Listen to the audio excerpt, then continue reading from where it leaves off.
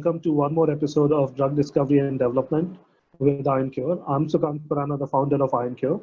With me is Dr. Mahua Ghosh. Dr. Mahua Ghosh has worked in academia, she's worked in industry, she has been trained in structural chemistry and biology. She's a drug discovery as well as drug development expert. Welcome to the podcast, Mahua. Thank you, Sukant. So, Mahua, I have a question for you. So, how do you decide to do drug discovery for a disease? Because it's not that you have medicines for every disease. So how do people decide that they want to work on a particular disease? That's a very good question. Actually, choosing a disease is not very easy. There are certain bases for that. So first, the factors which affect, let me divide it between academia and industry. So first I'll talk about academia. In academia, everything is funded by external funding. And in certain countries, there is a little bit of government funding available.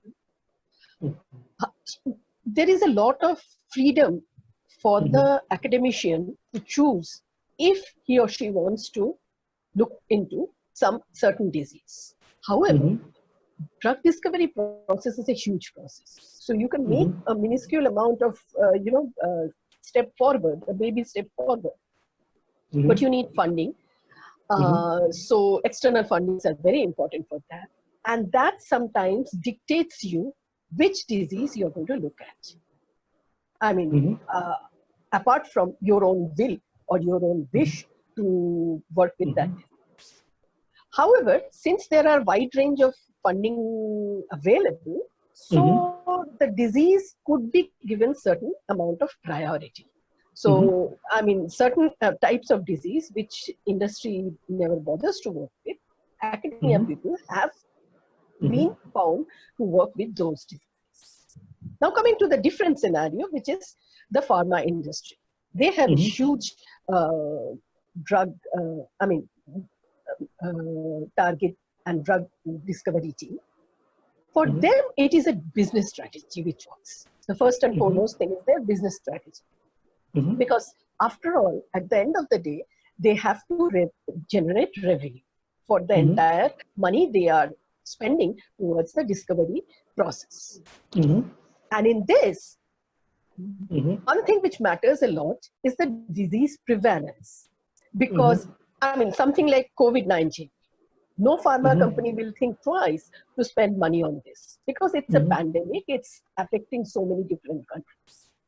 However, if it is not a disease which is affecting a whole lot of people or small number of people, or if it is a disease which is affecting the people who are whose affordability is questionable, who cannot afford very expensive medicine, in those cases, mostly it has been found that pharma companies in general are not interested in pursuing for those diseases. Now, apart from these, there are other things which are also important.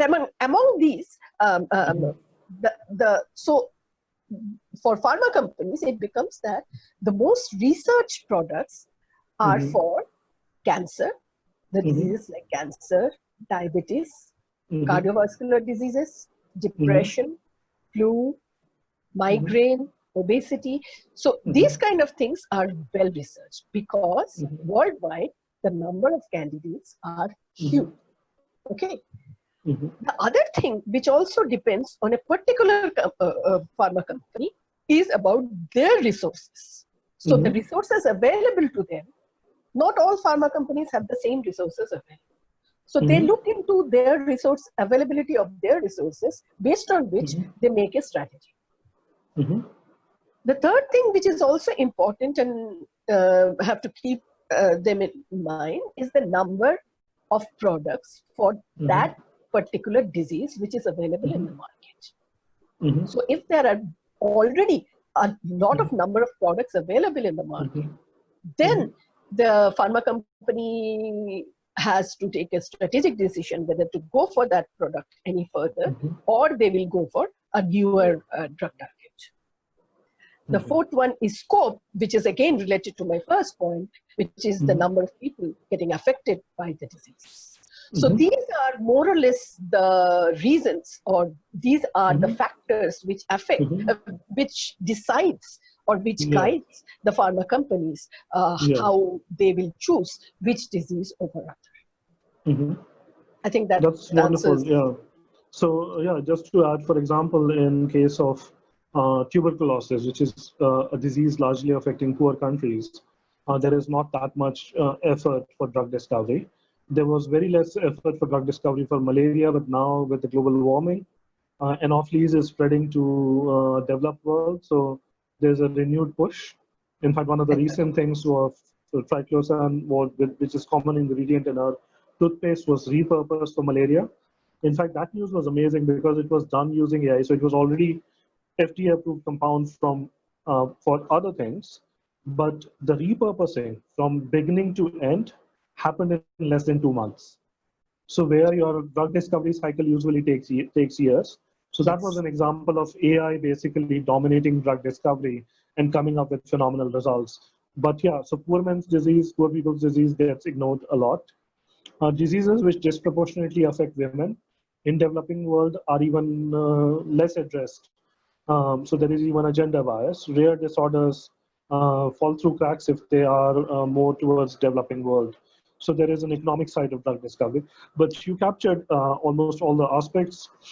It was very enlightening, Mahua. So thank you. I would like to sort of end. I'd like to end this by telling our viewers, IronCure is a small healthcare company. We are not just a pharma company. We are powered by AI. But most importantly, we are powered by you, because we just started out as a band of few academicians. I put together some of my students and friends.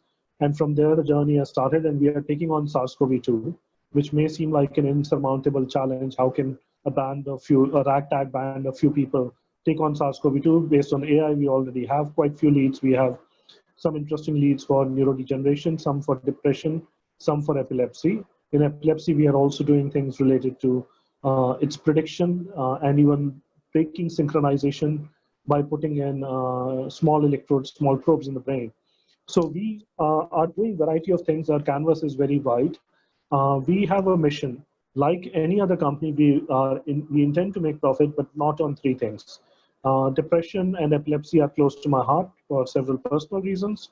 There I have zero intention of making any profit, and SARS-CoV-2 is ravaging the world. So we are building the company. We are trying to serve the world, and in the process, we are also building the company, and we're very frank about it, that obviously whatever money is coming in from SARS-CoV-2, it's going into research, it will be going into paying people salaries. So the company will expand, but there is not going to be any equity taken on these three projects, which are not projects of profit, they're projects of passion. But in general, the guiding philosophy of IronCure is services first, profits later. We are doing a lot of citizen science. So if you're a scientist interested in working with us, you can reach out to us at volunteer@ironcurerx.com or contact@ironcurerx.com. Our website is www.ironcurerx.com. We also educate a bunch of students, bunch of newcomers in drug discovery, in healthcare, in bioinformatics, in computational biology, and artificial intelligence. So you can even look up the courses we teach at bare minimum throwaway prices. And if somebody is really in need, they can prove it. We are actually even able to provide the course for free.